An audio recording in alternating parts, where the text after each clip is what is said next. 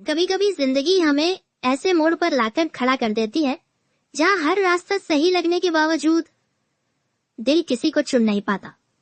सुधा और चंदर अब ऐसे ही दो रास्तों पर चल रहे थे, साथ भी थे और अलग भी। उस दिन जब कॉलेज में सांस्कृतिक कार्यक्रम की तैयारी चल रही थी, सुधा और चंदर दोनों ही मंच के पीछे थे। आंखों से कुछ कहने की कोशिश हुई, लेकिन होंठ खामोश रहे। पिछले कुछ दिनों से जो दूरी आई थी वो अब खामोशी में तब्दील हो चुकी थी। सुधा की मुस्कान अब बनावटी लगने लगी थी और चंदर की आंखों में थकान सी उतर आई थी। एक ऐसी थकान जो रिश्तों की उलझनों से आती है। प्यार अब भी था, लेकिन अब उस प्यार में एक डर घुल गया था, खो देने का डर। रात को सुधा की डायरी में लिखा गया था, आज चंदन पास था, फिर भी बहुत दूर। मैंने उससे नजरें चुराई, शायद इस डर से कि वो मेरी आंखों में मेरी बेबसी पढ़ लेगा। दूसरी ओर चंदर की डायरी भी कुछ कम उदास न थी। उसने लिखा, सुधा आज भी वैसे ही थी, वही मासूम, वही शांत, लेकिन उसकी खामोशी अब मुझे डराने लगी है।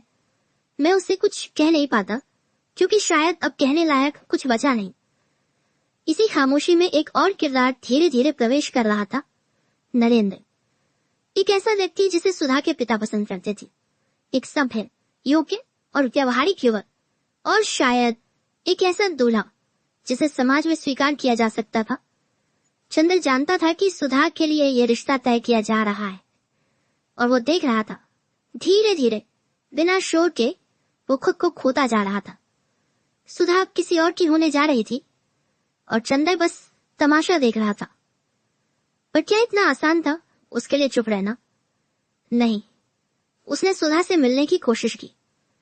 एक दिन कॉलेज के कैंपस में बरगद के पेड़ के नीचे, जहां कभी वो दोनों बैठकर सपने बुना करते थे, चंदर सुधा से बोला, क्या तुम्हें लगता है ये सही है? सुधा ने पलटकर उसकी ओर देखा। उसकी आंखें भर आई थीं, लेकिन उसने कहा, जो सही है वही तो नहीं हो पाता हमेशा चंदर। उसे एक वाक्य ने चंदर की आत्मा को झकझोर दिया।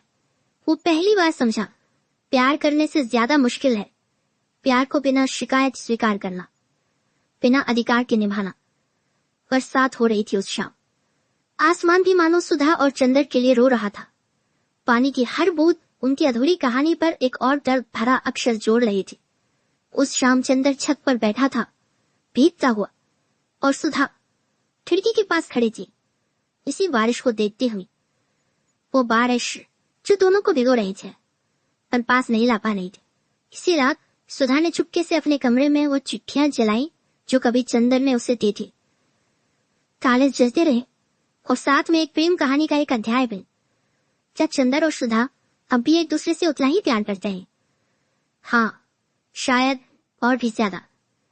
पर अब वो प्यार उनकी किस्मत का हिस्सा नहीं, सिर्फ उनकी यादों का हिस्सा बन चुका है।